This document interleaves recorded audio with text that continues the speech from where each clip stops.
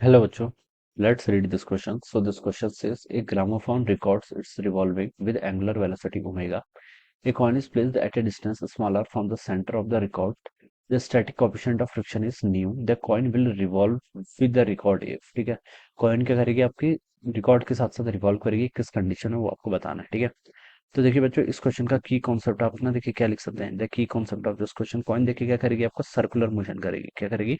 Circular motion. ठीक है, तो सर्कुलर मोशन के लिए आप कोफिशिएंट ऑफ फ्रिक्शन के टर्म में बताना है यहाँ पर। ठीक है, कोफिशिएंट ऑफ, देखिए सिचुएशन इस तरीके से, ये मान लीजिए आपका जैसा कोई ग्रामोफोन है, ये आपको क्या कर रहा है, रिवॉल्व कर रहा है। ठीक है, दिस इज रिवॉल्व। ठीक है, ये आपका एक्सेस है, मान लीजिए इस एक्सेस के अबाउट क्या कर रहा है, रिवॉल्व कर रहा है ऐसे। ठीक है, ओमेगा क्या है इसके यहाँ पर, एंगुलर वेलोसिटी है। ठीक है, यहाँ पर आपने कहीं क्या रख दिया, कॉइन रख दिया। ठीक है, और मान लीजिए बच्चों कोई ऑब्जर्वर आपका यहाँ पर है, ये इसी फ्रेम में है। ठीक है, तो नॉन यूनिवर्सल फ्रेम है। ठीक है, तो देखिए बच्चों कॉइन पर क्या लगेगा, एक आपका सेंट्रीफ्यूगल फोर्स लेगा। क्या लेगा? Centrifugal force. सेंट्रीफ्यूगल फोर्स के कारण इस कॉइन की टेंडेंसी बाहर को जाने की होगी। ठीक है, और सेंट्रीफ्यूगल फोर्स किसके इक्वल होता है, आपका एम ओमेगा स्क्वायर आर के इक्वल होता है। ठीक है, ये ऑब्जर्वर आपका नॉन एक्सिलेटेड है, इसलिए हमने यहाँ पर सेंट्रीफ्यूगल फोर्स लगाया। ठीक है, इस सेंट्रीफ्यूगल फोर्स के कारण इसकी टेंडेंसी बाहर जाने की, लेकिन इसको रोक रहा है कौन सा फोर्स, आपका फ्रिक्शन का फोर्स। तो यहाँ पर कौन सा फोर्स लगा है, एक फ्रिक्शन। फ्रिक्शन कौन सा बच्चों? स्टैटिक फ्रिक्शन, क्योंकि आपका रेस्ट पर है, रेस्ट पर है तो स्टैटिक ही लगेगा। ठीक है, तो ये आपका देखिए स्टैटिक फ्रिक्शन क्या करेगा, सेंट्रीफ्यूगल फोर्स को यहाँ पर क्या करेगा, आपका यहाँ पर बैलेंस करेगा। ठीक है, अब बच्चों देखिए हमें पता है स्टैटिक फ्रिक्शन को हम कैसे लिखते हैं। स्टैटिक फ्रिक्शन देखिए आपका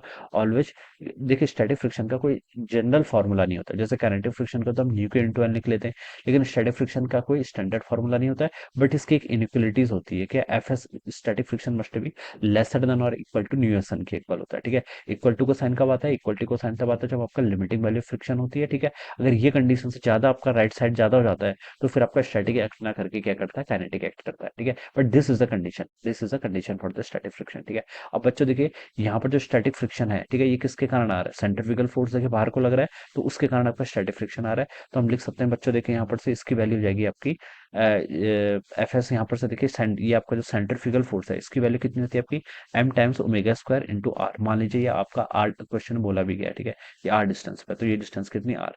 सेंट्रीफ्यूगल फोर्स आपका एम ओमेगा स्क्वायर लगेगा, तो आप लिख लीजिए M omega square it should be lesser than और इक्वल टू कितना, mu S into N. N क्या है, नॉर्मल। देखिए अगर हम इसको साइड से देखें, देखिए अगर मैं इसको साइड से यहाँ पर मान लीजिए कोई पर्सन एक यहाँ पर भी है, ठीक है, ये इसको देख रहा है। ठीक है, तो इसे क्या दिखाई देगा कि ये जो आपका देखिए कॉइन है, इस पर देखिए ऊपर की तरफ डाउनवर्ड तो एक एम जी फोर्स लग रहा होगा। ठीक है, इस तरीके से आपकी इस प्लेन पर रखा हुआ है। ठीक है, एक एम जी फोर्स लेगा, एक क्या लगेगा, नॉर्मल फोर्स। तो यहाँ पर सिर्फ दो ही फोर्सेस लगेंगे। क्या लगेंगे, आपका दो ही फोर्स। ठीक है, तो यहाँ पर लिख सकते हैं नॉर्मल किसके इक्वल होगा, एम जी के इक्वल होगा, तो यहाँ पर इसको आप एम जी के इक्वल कर लीजिए। अब बच्चे देखिए एम से आपका एम कैंसिल हो जाएगा, आपको रेडियस के टर्म में बताना है, तो R must be lesser than equal to कितना होगा, mu S G divided by कितना, आपका ओमेगा स्क्वायर के इक्वल। तो ये इसका राइट आंसर होना चाहिए। ठीक है, ये आप यहाँ पर से ऐसे लिख सकते हैं। तो कॉइन तभी रिवॉल्व करेगी जब उसके रेडियस क्या होगी, स्मॉलर देन और इक्वल होगी किसके, new S G divided by omega square के।